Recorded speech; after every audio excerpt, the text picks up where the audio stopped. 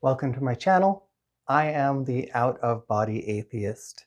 Are you ready to watch evolution take a mighty smackdown from great theological thinkers? Well, too bad. I'm responding today to a video called Dawkins Debunked from a channel called Daily Dose of Wisdom, and it looks like they are short of actual arguments. I am using their copyrighted material according to the fair use doctrine. I am legitimately criticizing their work, which you will find to be very, very easy. But let's let them tell us what their video is all about. So in this video, we're going to look at Richard Dawkins, who unpacks why God does not exist. Then John Lennox is going to expose the philosophical assumptions within Dawkins' worldview. Then I'm going to break down some of Dawkins' points as well on the back end of this video. Truly, there is no basis for this matter-only Kool-Aid that too many people have swallowed whole. Now, if they're not pulling a bait and switch on us, we have a roadmap for what to expect for the rest of their video. We should expect arguments against the existence of a god from Dawkins, some philosotwaddle from Lennox, and then some more arguments at the end, supposedly addressing points raised by Richard Dawkins. It looks like specifically they're teasing an argument against materialism. But will they actually make that argument? Stay tuned. So the reasons against then would have to be you tick off on your fingers, such as the argument from design. So the argument from first cause shoots itself in the foot. Pascal's wager.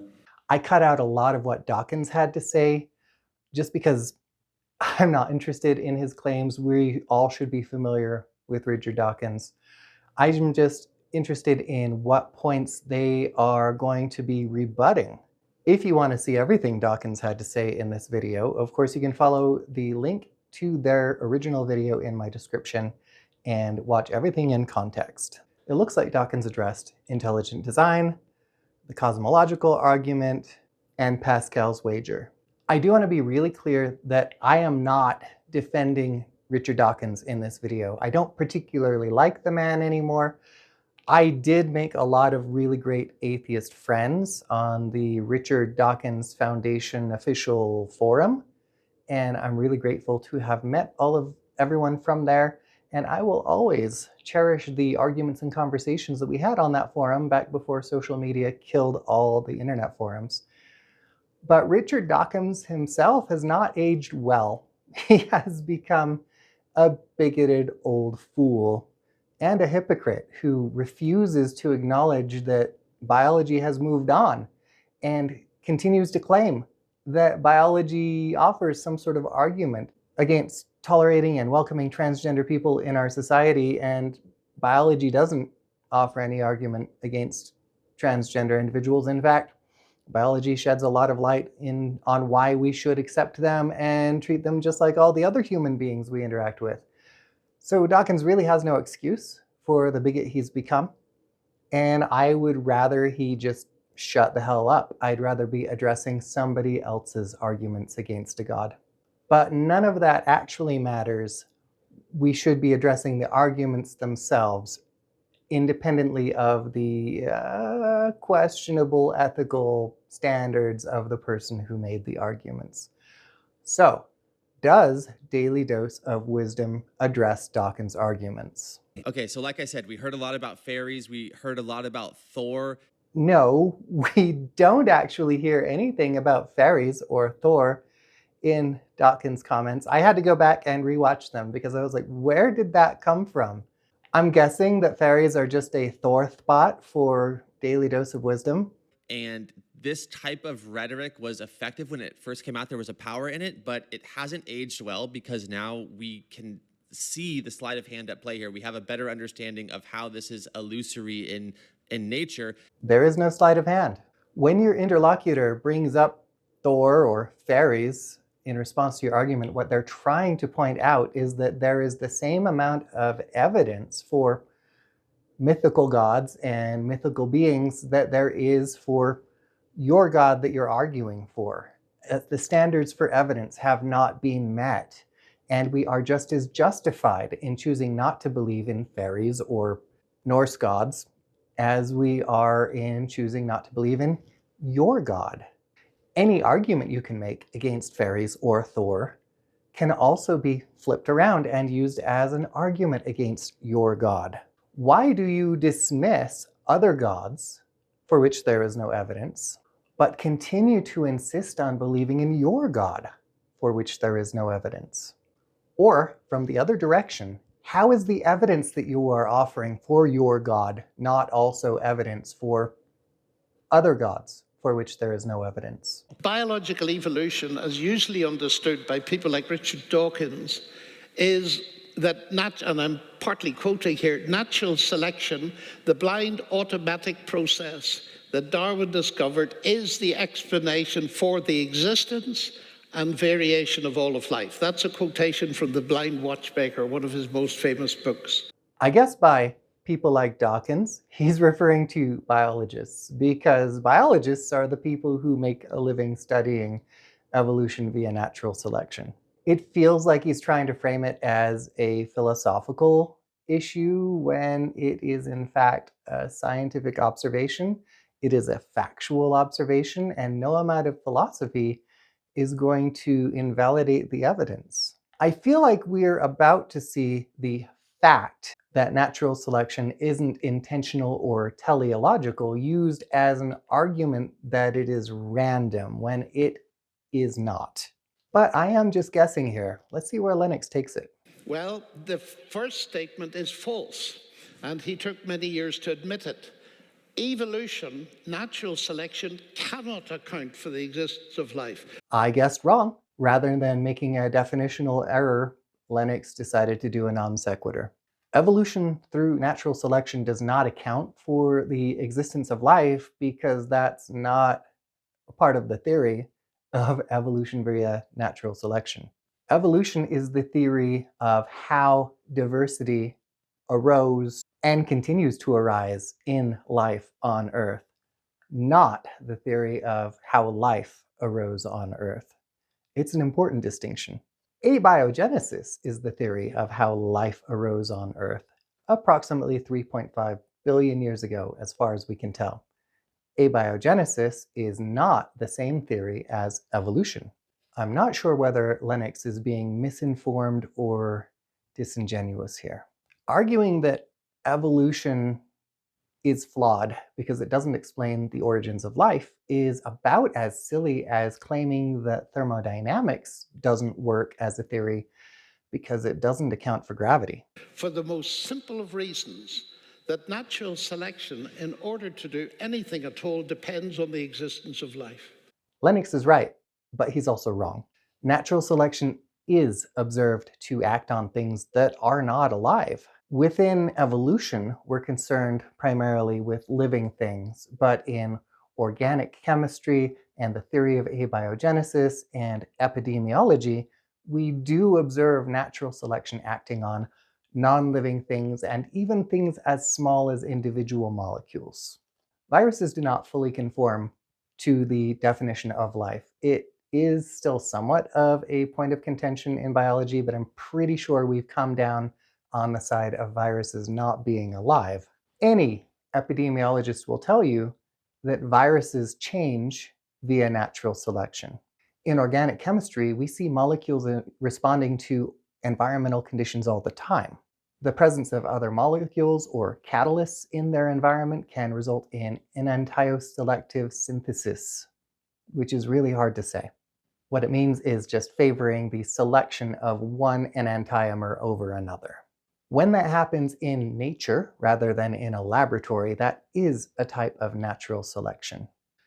Nature is blindly selecting which molecules are more likely to form, just as nature blindly selects which mutations are more likely to survive and reproduce. The origin of life does not come in to the mandate of biological evolution as normally understood, unless you start to talk about chemical evolution, which is completely different and has nothing to do with selective processes. Here we have a restatement of Lennox's favorite non sequitur, in which we see him attack evolution for failing to account for something outside the theory of evolution.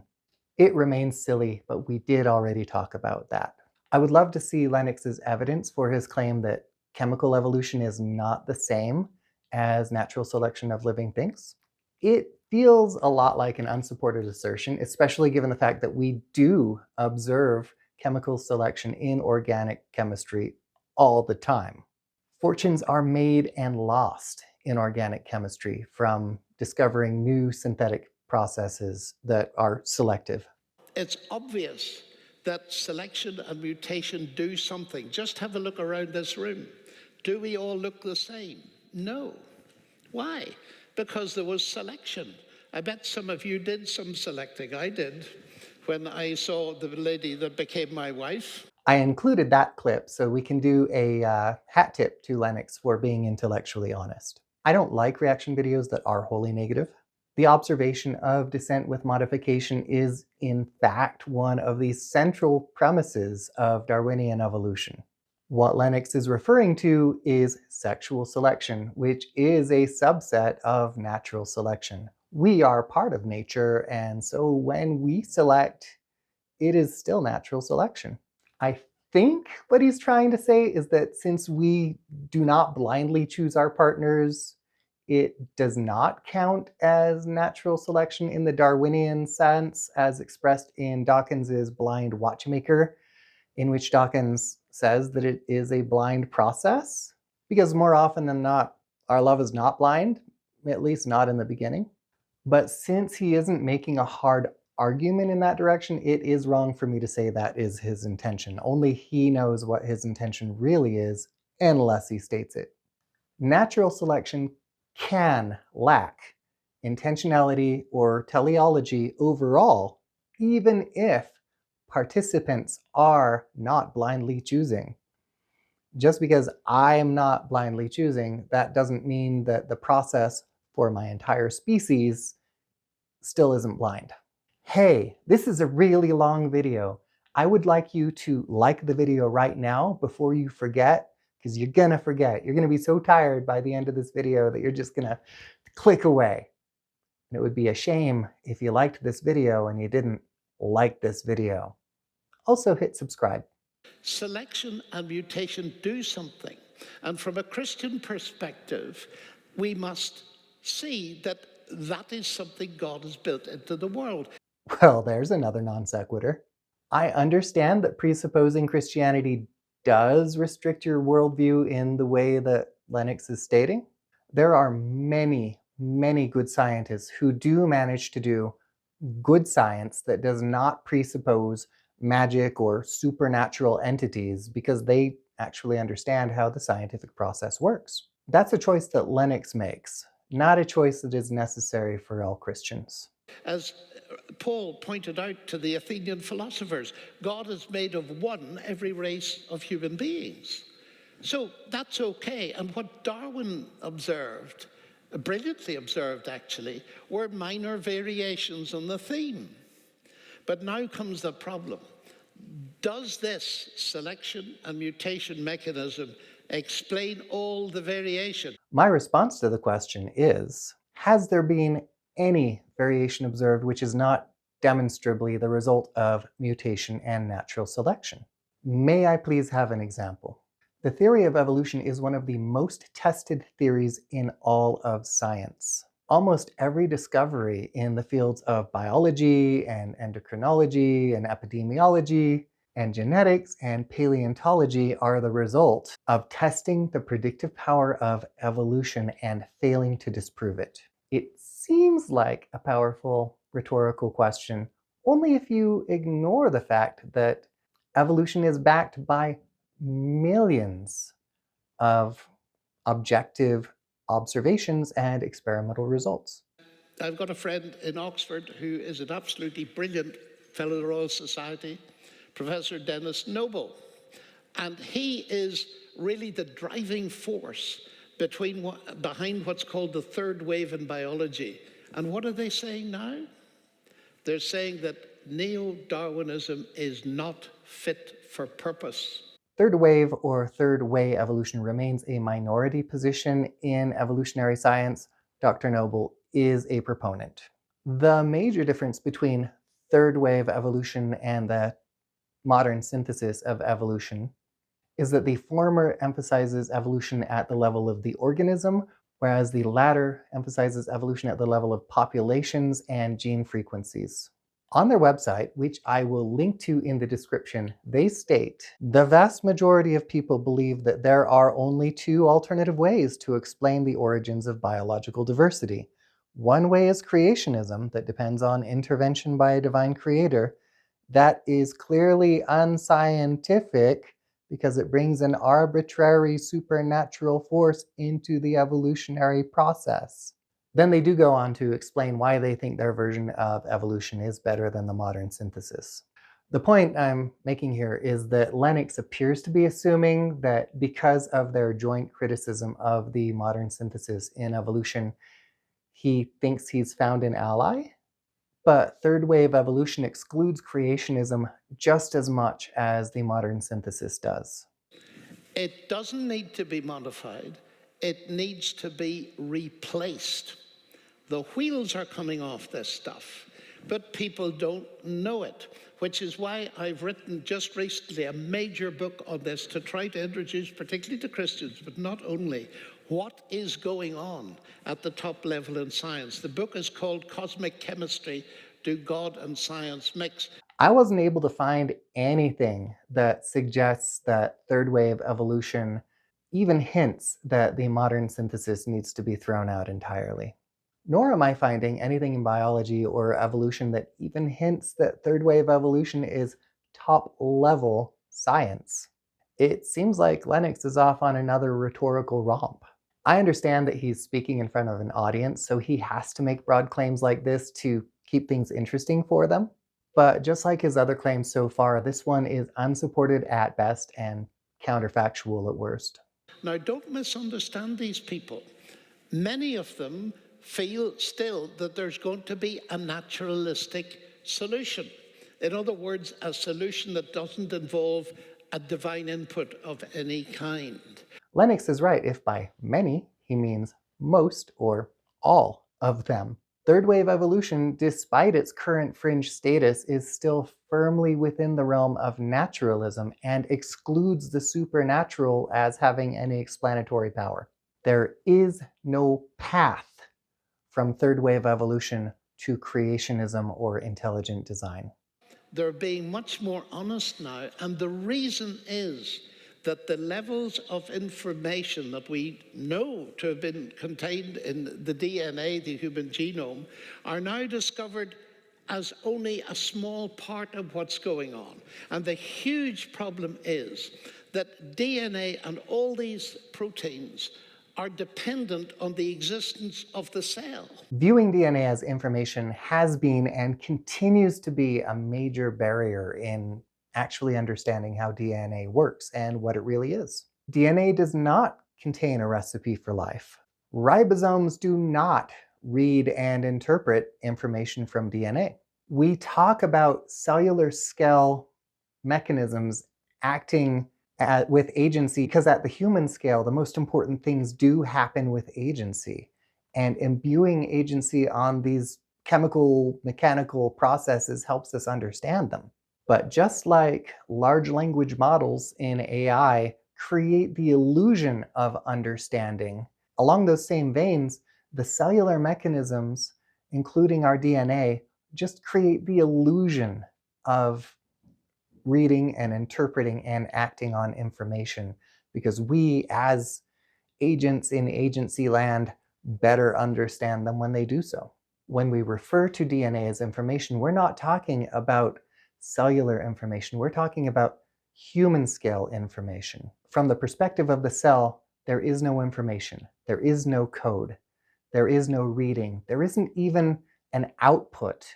That's all our interpretation of what's going on. Cells are collections of molecules interacting firmly within the bounds of chemical processes, dictated by the rules of chemistry.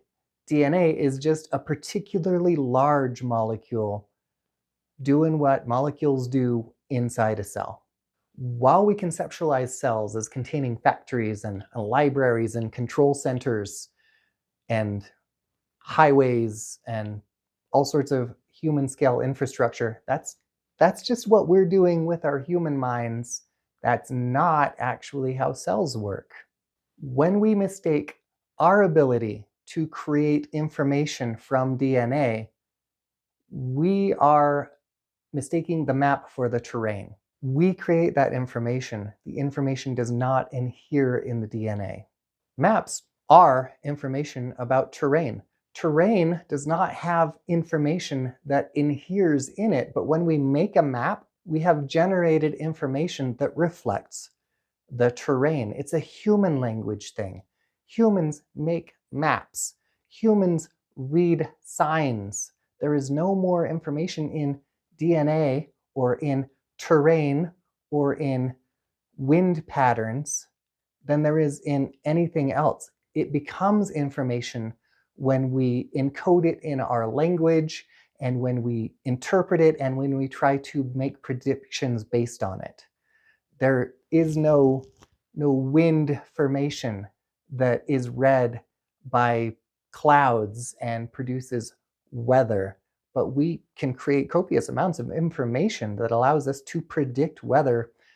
We've gotten pretty good at it. We can go up to a week in advance now, most times. But the cell is dependent on them. So you get a classic chicken and egg situation to which there's been no solution. Lennox is still trying to conflate evolution with abiogenesis, and they remain two distinct theories. The current scientific consensus on the order in which things occurred is that cells happened way before DNA happened. The current hypothesis is that self-replicating RNA, which we know is a thing because it still exists and we can analyze it in our labs, was encapsulated by a lipid bilayer, creating a primitive cell. DNA in cells is a way more stable way for heritability to work than RNA in cells. So when cells evolved DNA, of course it took off and spread through all of the cells. Eventually the cells with DNA were more successful than the cells with RNA only, and we wind up with modern cells. Lennox's conundrum is a false paradox, just like Zeno's arrow. And now scientists are thinking much more in terms of the cell. And the cell is an absolutely unbelievably bewildering complex of factories, micro-miniature.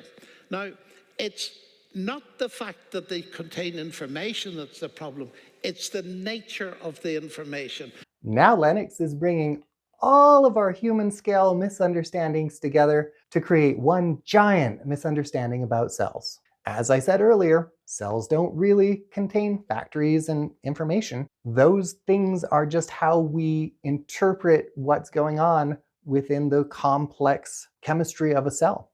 The information does not inhere in the cell. The information is how we interpret what's going on in the cell. The information comes from human brains and computers as we examine the cell. We create the information as an artifact when we examine our world. But when it comes to the existence of life itself and all the major modifications, it seems to me that there is increasing evidence that you've got to factor in an intelligent mind in order to get a full explanation. Now, I know that's an assertion, but I've tried to argue the case and I put it out there in the public space. Time for another hat tip to Lennox for acknowledging that he's making an assertion. He claims that he's provided evidence for his assertion, but going back over the video a couple of times, I actually wasn't able to find it. Just some rhetorical tricks and non sequiturs. It feels like he's doing the time-tested and far too popular creationist trick of trotting out a bunch of misunderstandings or complicated sounding science-y stuff and then jumping to the non sequitur, therefore God. As always, we're missing crucial logical steps if we want to get there from any of the information that's been provided.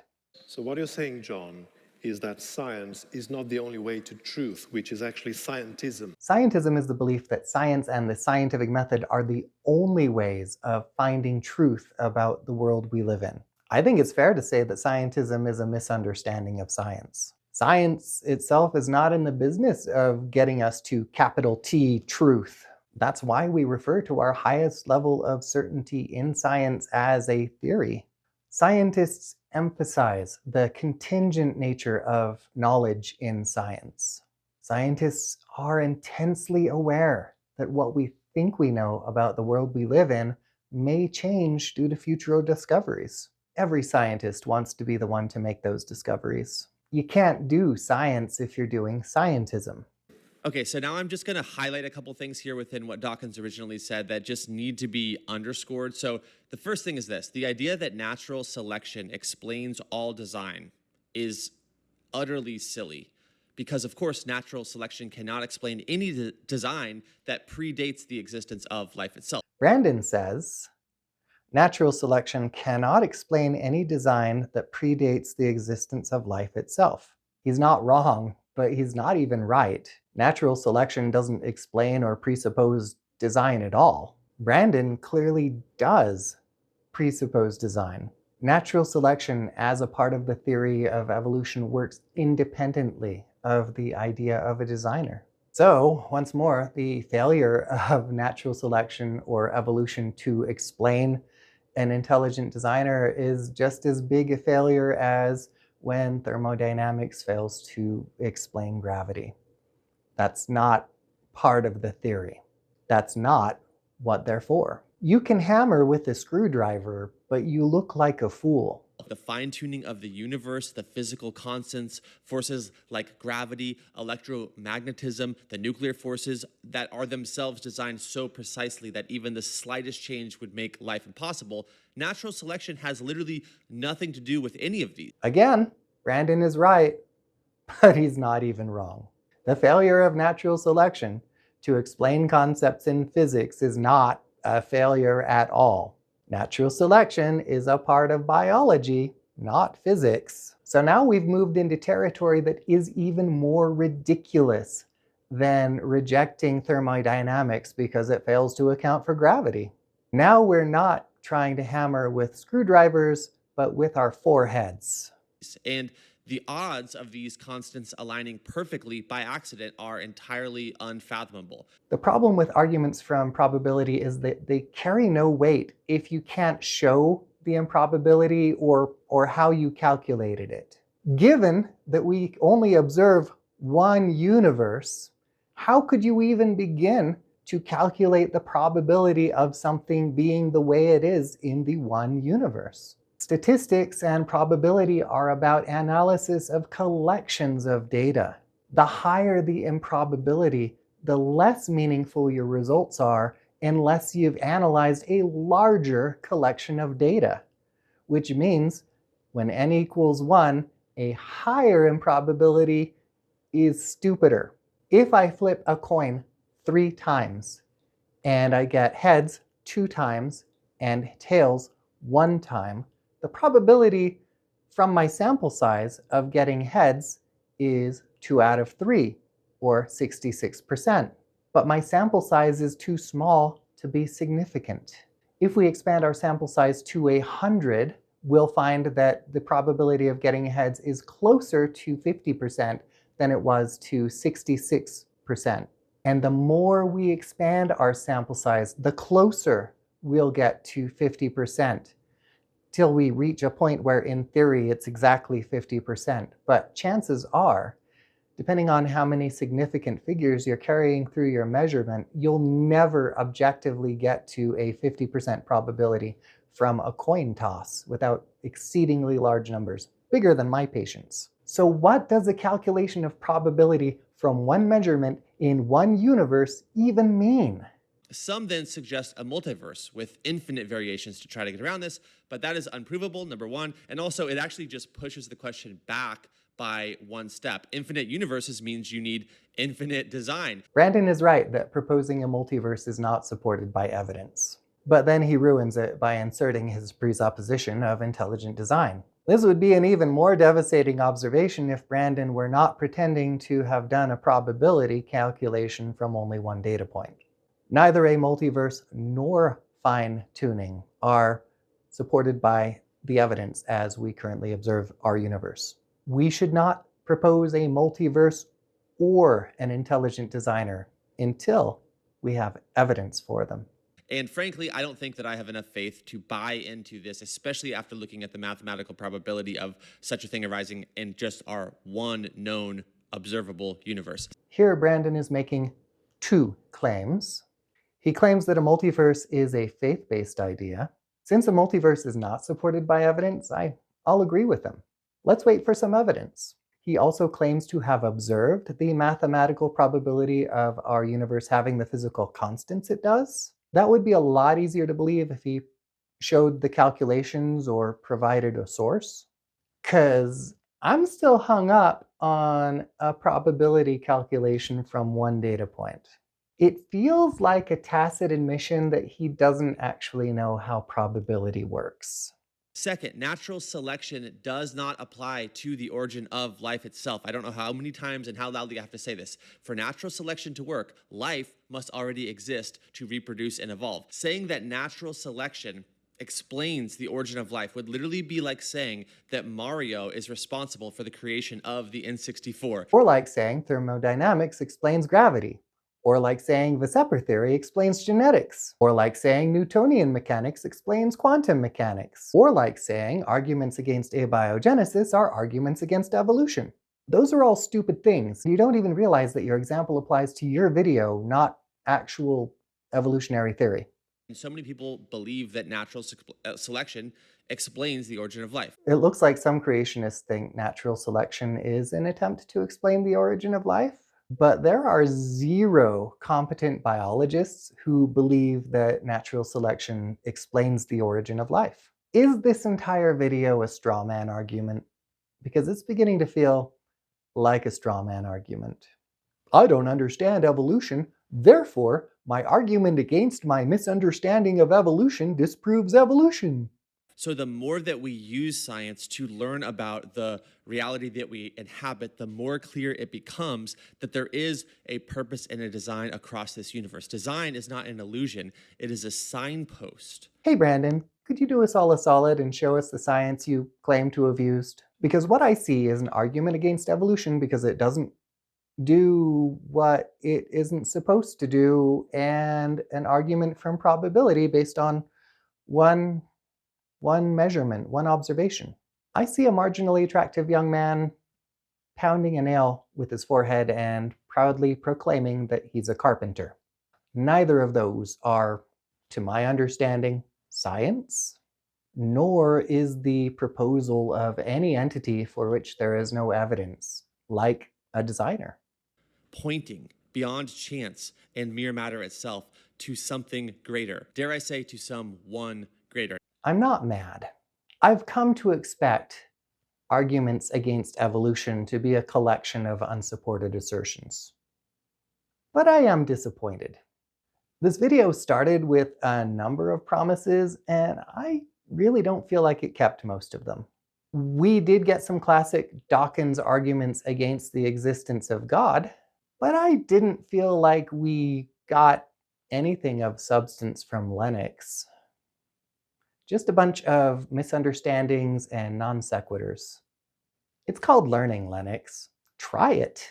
Biologists spend their entire academic careers learning how to disprove evolution. That's what it means to have a biology degree. And Brandon's grand argument against materialism seemed to be nothing more than a badly flawed argument from probability and restating Lennox's misunderstanding of evolution. Dawkins may be an absolute dipshit and hypocrite, but he's the only one in this video that came through with what was promised. Please take a moment to like and subscribe on your way out. I've been the out-of-body atheist. Don't let anyone tell you that it's possible or reasonable to do a probability calculation with one measurement. They're blowing smoke up your ass.